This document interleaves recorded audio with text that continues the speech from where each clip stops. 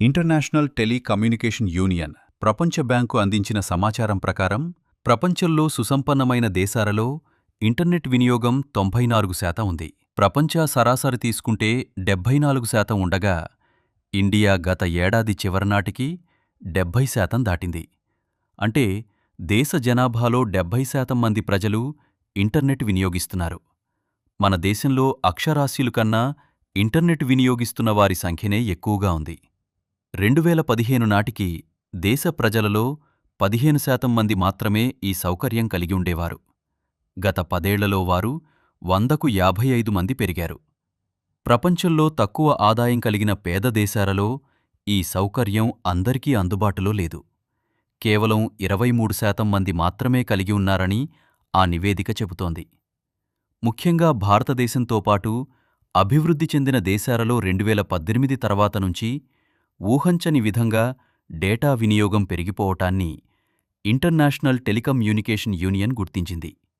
దీనివల్ల అన్ని వర్గాలతో ప్రజలకు డిజిటల్ కనెక్టివిటీ పెరిగిపోతోంది.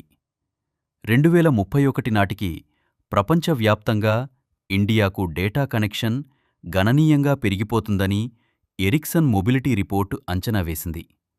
అప్పటికి ఇండియాలో ప్రతి ఫోన్లో డేటా వినియోగం నెలకు 65 గిగాబైట్లకు పెరుగుతుందని అంచనా వేశారు. ప్రస్తుతం ఇది 36 గిగాబైట్లుంది.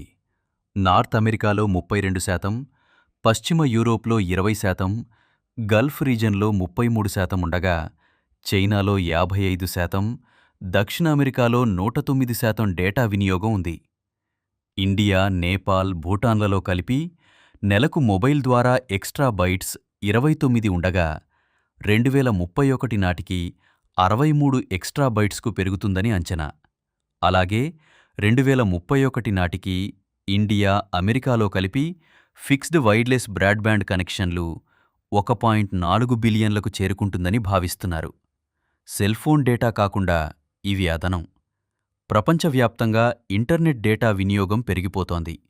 సెల్ఫోన్ లేదా కంప్యూటర్ లేక గ్యాడ్జెట్ల ద్వారా ఇంటర్నెట్కు కనెక్ట్ అవుతూ ఫోన్ వినియోగంతో ప్రారంభించి ఈమెయిల్ మొదలుకొని డిజిటల్ టీవీ, ఓటీటీ కార్యక్రమాలు, ఈ-కామర్స్కు, ఆ తర్వాత సోషల్ మీడియా అలవాటుపడి డేటాపైనే ఆధారపడాల్సి వస్తోంది.